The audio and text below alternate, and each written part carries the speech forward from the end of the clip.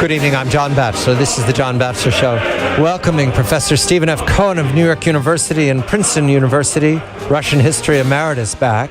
He was away last week. Everybody who was alarmed, no need to. Steve gets time off now and again. The major stories flowing out of Ukraine, however, have not taken time off. And Steve, welcome back. I begin with very bad news. This is BBC reporting out of Europe in these last hours. Major pipeline in Ukraine carrying gas from Russia to the rest of Europe hit by a blast. Flames could be seen erupting from the Urengoy, Pomaro, Uzhgorod pipeline in central Ukraine. No one was reported injured by the blast. It is not clear what caused the blast. European and Russian companies said gas exports to the EU were not affected yet. On Monday, Ukraine said Russia had cut off gas supplies to the country following a dispute over gas payments. Hundreds of lives have been lost in fighting, etc. Then the question is raised, deliberate explosions. Kiev is saying the word terrorism. Russia has not used that word. I want to start here, Steve, with this apparent blow to the infrastructure that Europe depends upon. That has always been implicit in this contest between the EU, NATO, and Russia. This makes it obvious at a sensitive time following the violence against the Russian embassy and following the ongoing conflict in the eastern part of the country.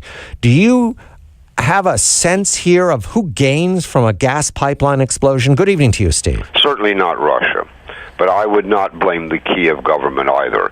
I have said to you from the day we began talking about the Ukrainian crisis was the exceeding danger of tails that are wagging the dog. Groups that are operating in the shadows, on the fringes, whether they're organized intelligence groups of other countries or Russia or Ukraine, I don't know. But there are too many events, sniper killings, explosions, attacks on reporters that are provocations. Many somebodies seem to want to worsen this crisis. And of course, what the blowing of the pipeline or the gas line evokes in me is the reminder that there are approximately 16 nuclear reactors in Ukraine, and there have been threats on those reactors. Now we flip to one other issue. Let's don't call them neo-fascists, because there are a whole bunch of Americans who say, well, don't call them neo-fascists because Putin does. Okay, they're extremists, extreme ultranationalists, who are determined not to take Ukraine into Europe, not to allow Ukraine to remain in the Russian sphere of influence, but to create their own ethnically pure Ukraine. There's not a lot of them, but they have played an outside role since this crisis began in February. So if I had to guess, assuming that wasn't an accident, but a deliberate act of sabotage, it was one of these groups. And that's the danger, isn't it, John?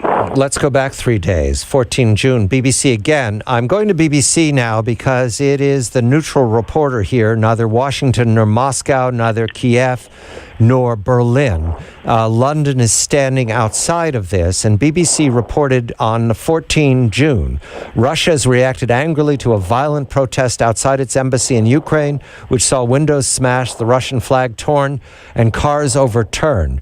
As of this moment, Steve, to my knowledge, the UN has not condemned this attack, but this was clearly the work of a small group, but a small group that was not stopped by the Kiev authorities, and this is a provocation, and it's meant to be a provocation. My understanding is that a chanting, angry, but not violent group surrounded the Russian embassy in Kiev. Someone called the police detail. Now, all embassies in all countries are guarded by policemen or especially trained security people that belong to the resident country, not to the embassy. The security forces of an embassy, say the American embassy in Moscow, are Marines, and they are inside the embassy. They're meant to protect the interior.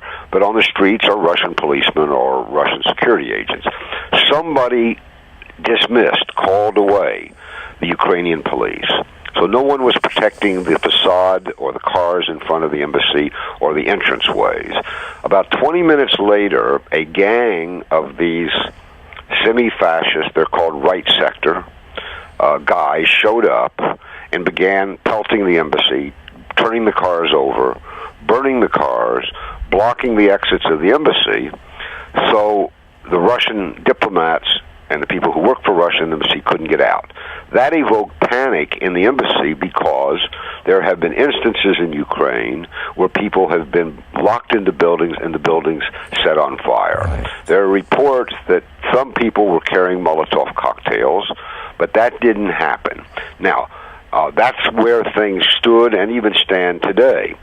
The problem here politically is much larger. Embassies are safe territories by international law. The American embassy in Moscow is part of the United States. It's a sanctuary. Russia has no authority over that embassy and what goes on inside of it. You'll remember cases during the Cold War where families took refuge in the American embassy and stayed there for 3 or 4 years because the Americans wouldn't release them and the Russians couldn't enter to arrest them. But the Ukrainian mob was threatening to enter the Russian embassy. You will remember what happened to our embassy in Tehran. Right. In the 1970s, when it was seized and all the embassy employees taken prisoner and held captive. Which makes much more confounding this report within these last days. Western countries at the United Nations Organization's Security Council have blocked Russia's draft resolution condemning the attack on the Russian embassy in Kiev. Western delegations have blocked the draft statement for the press, which condemns the attack on the embassy in Kiev. The UK, US, and France were among those voting contra to this condemnation. Steve, this is not going well because this is a breakdown of. Before we go to the United Nations, one would expect, an American citizen would expect, for the safety and sanctuary of our own embassies in other countries, that the State Department, if not the President, would have issued a strong statement of disapproval of that assault on the Russian embassy. And I am not aware that it was ever made, and still worse, the American ambassador in Ukraine, his name is Jeffrey Pyatt, P-Y-A-T-T, when asked about it, praised the restraint of the Ukrainians. Now remember what happened then.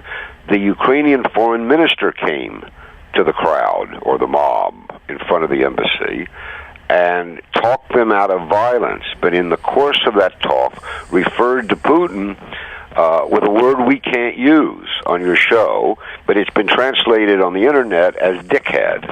But if you turn the word for sexual intercourse into a vulgarity and make it a noun with an ER on the end, that's what he called Putin. And that's the foreign minister of Ukraine.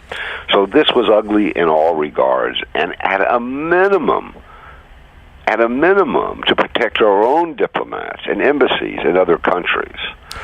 Remember what in Benghazi, what happened to it was a consulate, I think, not an embassy. But they're sanctuaries also.